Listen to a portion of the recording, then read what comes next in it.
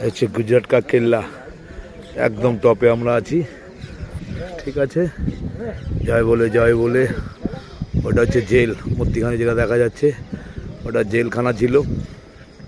আর সেই উপরে এদিকে সব চারিধারে কামান আর কামান।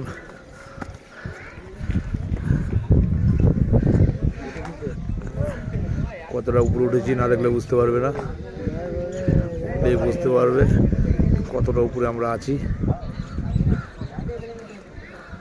দেখি কতটা জুম করা যায়। ওইদিকে আর কিছু দেখার নেই। ঠিক আছে,